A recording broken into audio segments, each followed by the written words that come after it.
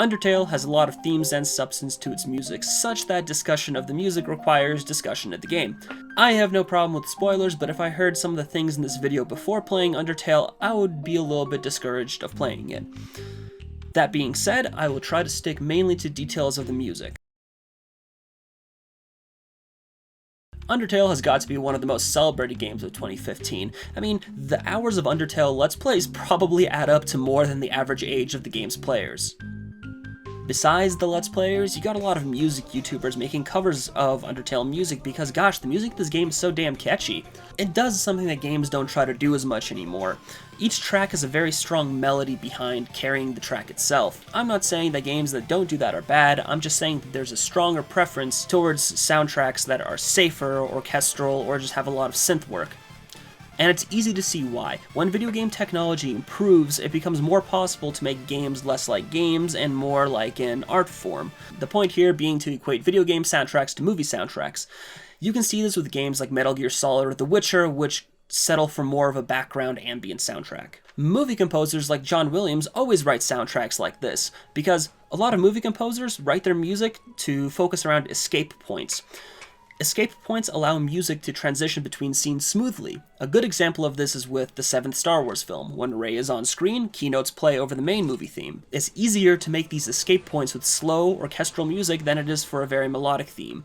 These notes help establish Rey as an important character with a theme, but also allow the subtle change of a main theme.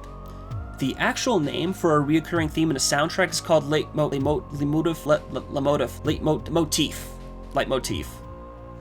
Toby Fox, the composer of Undertale, throws escape points out the window but gladly accepts Leitmotif. He uses strong melodies to let the players know which characters are important in a much more obvious, classic, video game-like way. Nobuo Uematsu was a big proponent of such classic themes, as you can tell with Aerith's theme or One Winged Angel. Like, when those tracks come on, you know what you're about to expect, or who you're about to see. And don't think that's the last of Final Fantasy VII references in this video either. Toby Fox does much the same thing, I'll get into it a bit later. Another thing Toby Fox does is incorporate a large variety of musical styles in the game. This assortment of styles helps the soundtrack stand out. There are swing tracks, folksy tracks, hard rock, orchestral, drum and bass, and even the elusive spook step. This is awesome, but it isn't very surprising if you know that Earthbound is a big influence for this game. Earthbound and the Mother series in general frequently used European music and covers of classic Western rock songs together. Well, that and other weird stuff. Even though each song is so different, they still feel very Toby Foxy. This might have to do with Toby's musical arrangement. There's just something so defining about it. Some of the synths used are very cheesy, like the MIDI guitar and Song That Might Play When You Fight Sans, but that's totally okay, it adds to the feel of the game. Maybe it has something to do with the way he made his instruments. I hear it was largely done in Fruity Loops with free sound fonts, synths, and samples.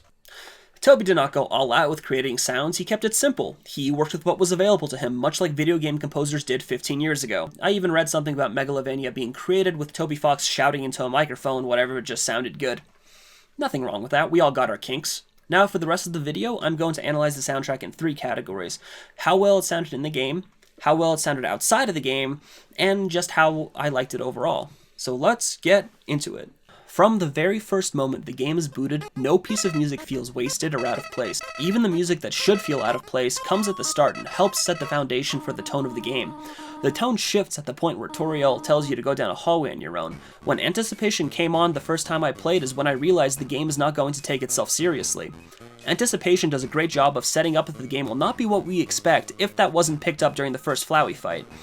It's just such a big juxtaposition to the exposition music and the ruins music. Remember that one thing I said at the very beginning about lemon tea? Well, lots of themes in this game can be found within each other. The intro theme, Once Upon a Time, is a slowed down version of the menu music.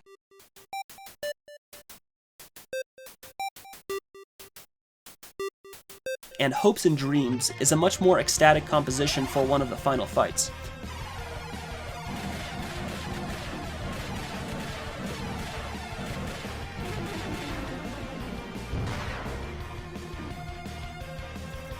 Hopes and Dreams also contains parts of Flowey's theme,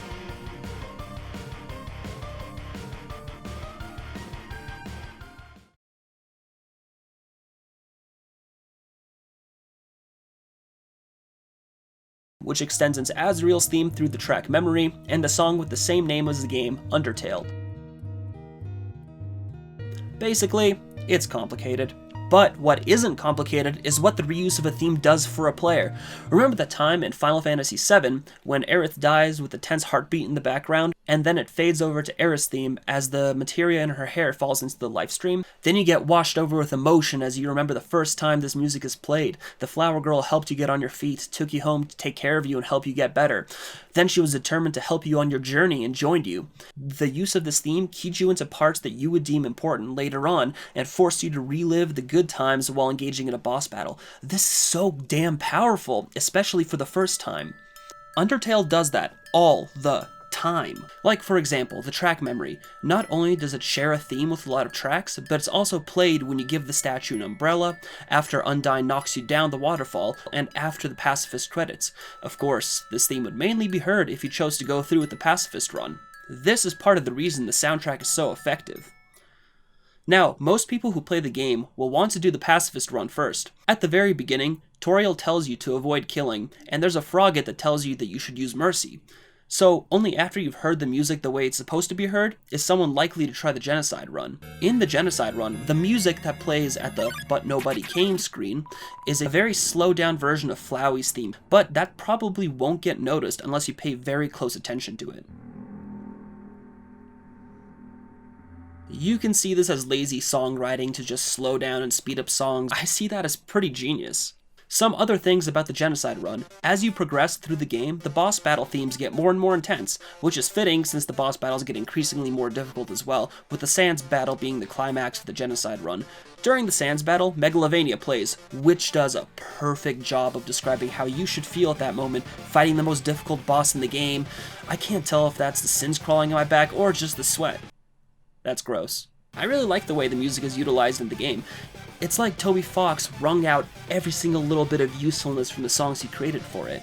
Every piece of music feels important, and all the melodies are so enriching, which is kind of rare in an industry that's trying to make video game music be more like the soundtrack to an interactive movie. And yes, the repeated themes strengthen the sense of immersion in the game. Honestly, you should listen to the soundtrack. Put on your headphones and sit back and relax and, well, it's just not the same. These songs are great, but it's hard for me to sit down and listen to the soundtrack as an album from start to finish. This is because when I sit down to listen to an album, I expect a lot of consistency from start to finish. With the Earthbound soundtrack, you at least get a little bit of consistency. All the songs are using the same sound font, even if there are a lot of genres in the music itself. Each of these tracks is unique in style and tone and sounds fantastic and reminds me of my own playthroughs through the game, just as they probably do for you. But this amalgamation of sounds and songs put together, one after one after one, is kind of hard for me to listen to. Undertale is not a game that I would recommend to someone just because of the soundtrack alone. But that's my opinion alone, and I am entitled to get shamed for it. How the game's soundtrack affected me, personally, is just one point of view. Don't forget that there's a giant Undertale community out there as well.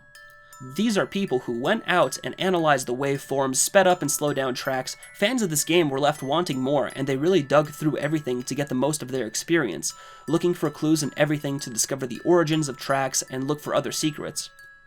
In fact, after I researched which themes overlapped on my own, I went out and found the same information on a Tumblr post.